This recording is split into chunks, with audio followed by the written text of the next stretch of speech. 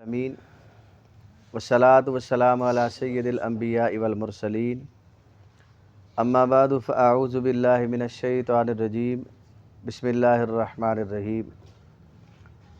قال اللہ تبارک و تعالی فی القرآن المجید والفرقان الحمید ومن احسن قولا ممن دعا الی اللہ وعمل صالحا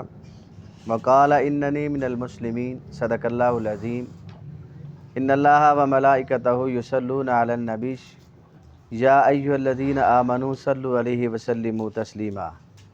الصلاۃ والسلام علیک یا سیدی یا رسول اللہ وعلی آلک و اصحابک یا سیدی یا حبیب اللہ۔ وہ معزز تھے زمانے میں مسلمان ہو کر اور تم خوار ہوئے تارک قرآن ہو کر۔ بلا شبہ آج کے اس دور کے اندر خدمت قرآن یہ اللہ کا سب سے بڑا فضل ہے اور یہ سب سے بڑا انعام ہے۔ نبی کریم صلی اللہ علیہ وسلم کا فرمان ہے خیرکم من تعلم القرآن وعلمہ، کہ تم میں سے بہترین شخص وہ ہے جس نے قرآن سیکھا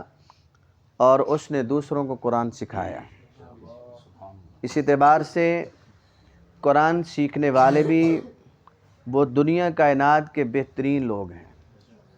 اور قرآن سکھانے والے بھی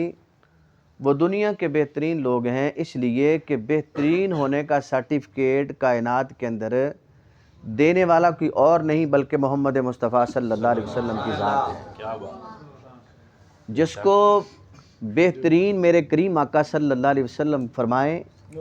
اس کے بہتر ہونے کے اندر کائنات میں کوئی شک نہیں۔ یہ دنیا کی ڈگریاں، دنیا کے ریوارڈ، دنیا کے اعزازات یہ تو دنیا کے لوگوں کے دیے ہوئے ہیں اور ان کی ویلیو صرف اور صرف دنیا تک ہے، لیکن جو ریوارڈ اور جو اعزاز میرے کریم آقا صلی اللہ علیہ وسلم نے دیا ہے یہ نہ صرف دنیا کے اندر کام آنے والا ہے بلکہ جب دنیا سے قبر میں جائیں گے قبر کے اندر بھی کام آئے گا، انسان کی قبر کو منور کر دے گا، اور جب حشر میں جائیں گے تو حشر کے اندر بھی یقیناً جو ہے وہ باعث برکت ہوگا۔ تو اس لیے وہ لوگ جو ہیں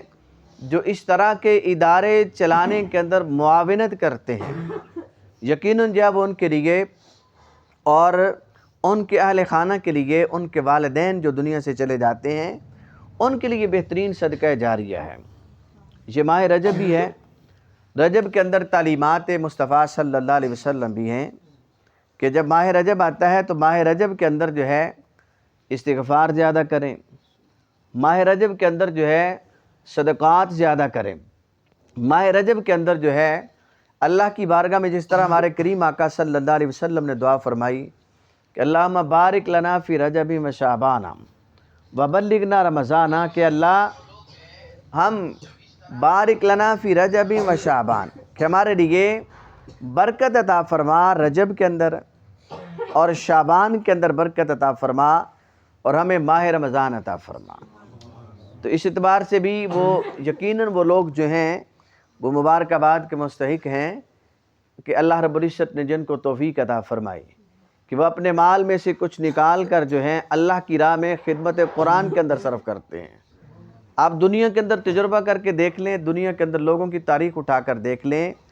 جن لوگوں نے قرآن کی خدمت کی ہے رب ذوالجلال نے دنیا کے اندر بھی ان کو عزت عطا فرمائی اور حشر کے اندر بھی ان کو عزت عطا فرمائے گا۔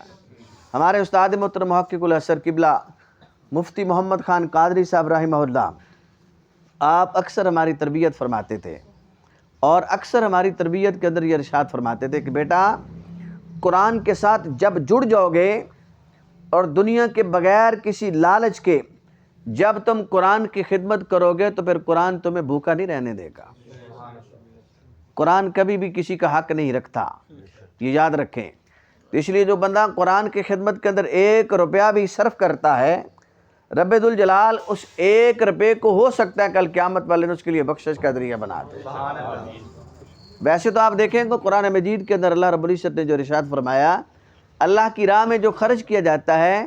اگر بندہ 1 خرچ کرتا ہے تو اس کی اگزامپل دیکھیں کتنی زبردست دی ہے۔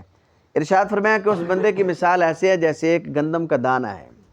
اس دانے کو جب زمین میں کاشت کیا جاتا ہے اسے 7 بالیاں نکلتی ہیں، اور ہر بالی کے اندر 100 دانہ ہے، کمثل حبہ، فرمایا کہ اس میں ہر دانے کے اندر جو ہے انبتت سبع سنابل فی کل سنبلۃ مئۃ حبہ،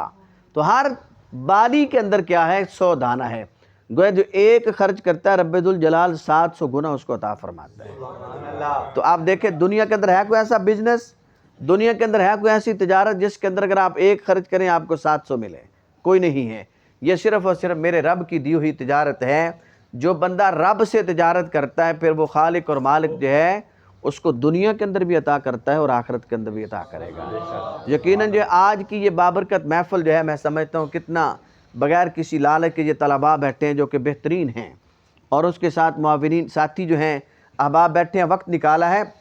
یقیناً ان کے لیے بھی اس محفل کے اندر بیٹھنا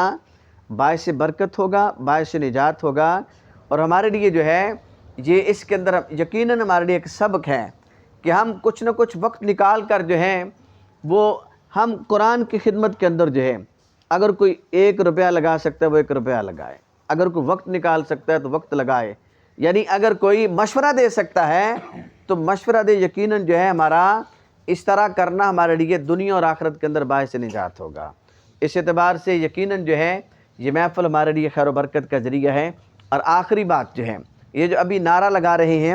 من سب نبیا فاقتلہ، یہ درست نہیں ہے، اس کو درست کر لیں، یہ حدیث پاک ہے۔ اور دیکھیں یہ پہلا جملہ اس کا یہ ہے، پہلا جملہ شرط ہے اور دوسرا جزا ہے۔ شرط اور جزا کا جو ضابطہ ہوتا ہے جو ایک گرامیٹیکلی جب اس کو دیکھا جاتا ہے تو وہ جزا جو ہوتی ہے مجزوم ہوتی ہے، اس کے آخر میں جزم آتی ہے، ساکن ہوتا ہے۔ اگر آپ کہتے ہیں من سب نبیا کہ جس نے نبی کو گالی دی، فقتلہ، تو یہ ترجمہ درست نہیں ہوتا۔ قتل یقتل سے اگر لفظ آتا ہے تو اقتل مطلب اگر کہتا ہے میں قتل کرتا ہوں تو مطلب اقتل ہے لفظ، اب اس کے ساتھ درست نہیں ہے کیونکہ شرط ہے اور اس کی جزا مجزوم ہوگی۔ اور حدیث پاک کے اندر جو الفاظ ہیں وہ جمع کا صیغہ ہے، صرف کسی ایک فرد واحد کو نہیں ہے حکم، بلکہ جمع ہے، اور جمع کا مطلب یہ کہ فقتلوہ، من سب نبیا فقتلوہ، کہ جس نے نبی کو گالی دی اس کو قتل کر دو۔ یعنی تمام کو، امت مسلمہ کو یہ خطاب ہے کہ جس نے نبی کو گالی دی اس کو قتل کر دو۔ اور اس کے اوپر ائمہ محدثین کا اجماع ہے۔ اور حضرت امام مالک رحمۃ اللہ علیہ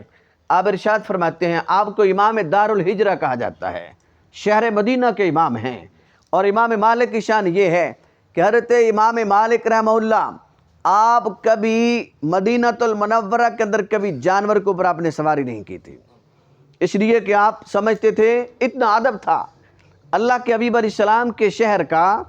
کہ آپ کہتے تھے کہ اگر میں جانور پر سواری کروں اور اس جانور کا پاؤں خدا نہ خواستہ اس مقام پر آ جائے جہاں پر میرے کریم آقا صلی اللہ علیہ وسلم کا پاؤں مبارک لگا ہو تو کہیں بے ادبی نہ ہو جائے۔ آپ کے شاگرد حضرت امام شافعی علیہ رحمہ، آپ نے تمام گھوڑے، آپ کے پاس گھوڑے تھے، لوگ آپ کو تحائف دیتے تھے۔ دیکھیں علم والے ہی علم والوں کی قدر کرتے ہیں۔ آپ نے وہ تمام گھوڑے حضرت امام شافعی کو عطا فرما دیے، فرمایا کہ شافعی لے جاؤ، موجیں کرو۔ سارے گھوڑے آپ نے حضرت امام شافعی علیہ رحمہ کو، آپ مدینہ المنورہ کے اندر پیدل بھی چلتے تھے تو ڈر ڈر کے چلتے تھے، پیدل بھی چلتے تھے تو ڈر ڈر کے چلتے تھے، تو آپ کا فرمان موجود ہے، آپ ارشاد فرماتے ہیں کہ جس نے میرے نبی کو گالی دی اس کو قتل کر دو، یعنی آپ کا یہ حکم۔ اور اسی طریقے کے ساتھ امام شافعی علیہ رحمہ اور دیگر ائمہ محدثین جو ہیں ان کا اجماع ہے اس بات کے اوپر۔ اور قرآن مجید اور فرقان حمید میں بھی رب ذوالجلال نے ارشاد فرمایا ہے، پارہ نمبر 22 کی سورہ احزاب کی آیت کریمہ ہے، ان الذین یؤذون اللہ ورسولہ لعنہم اللہ فی الدنیا والآخرہ، بے شک وہ لوگ جنہوں نے جو اللہ اور اس کے رسول کو ایذا دیتے ہیں، تکلیف دیتے ہیں، اللہ نے دنیا اور آخرت کے اندر ان کو لعنت فرمائی ہے۔ وَأَعَدَّ لَهُمْ عَذَابًا مُهِينًا، اور ان کے لیے دردناک عذاب ان کے لیے تیار کیا ہے۔ لعنت کا مطلب یہ ہوتا ہے، محدثین فرماتے ہیں کہ لعنت کا مطلب یہ ہے کہ اس کو اللہ کی رحمت سے دور کر دیا جائے، اور جو اللہ کی رحمت سے اس کو دور کر دیا جاتا ہے تو وہ دنیا میں بھی ذلیل ہوتا ہے اور آخرت کے اندر بھی ذلیل و رسوا ہوتا ہے۔ اسی وجہ سے امام شافعی علیہ رحمہ آپ کا ایک قول ملتا ہے کہ جو بندہ رسول اللہ صلی اللہ علیہ وسلم کی شان میں گستاخی کرتا ہے اس کی توبہ کو قبول نہیں کیا جائے گا، وہ بندہ واجب القتل ہے، اس کو قتل کر دیا جائے گا۔ تو اس لیے اس روایت کے اندر ہے، تو روایت جب بھی نعرہ لگانا ہے من سب نبیا فاقتلوہ، من سب نبیا فاقتلوہ۔ اب آپ لگا سکتے ہیں سارے، من سب نبیا فاقتلوہ، من سب نبیا، لام کو لمبا کرنا ہے، کھینچنا ہے، من سب نبیا فاقتلوہ۔ معنی بھی یاد رکھ لیں اچھی طرح، جس نے نبی کو گالی دی اس کو قتل کر دیا جائے، اس کو قتل کر دو۔ اس کے لیے ایک ضابطہ حدیث پاک کے اندر بتا دیا، قرآن نے بتا دیا، ائمہ موجود۔ دیکھیں ہمارے پاس جو سورس ہیں وہ قرآن ہے، تو قرآن کی نظر کے اندر پھر احادیث ہیں، حدیث پاک کے اندر ہیں، ائمہ کا اجماع ہے۔ تو تمام کے نزدیک ایسا شخص جو ہے جو نبی علیہ السلام کو تکلیف دیتا ہے، اللہ کے نزدیک وہ واجب القتل ہے۔ اللہ رب العزت اس بابرکت محفل کو قبول فرمائے اور ہماری حاضری کو قبول فرمائے۔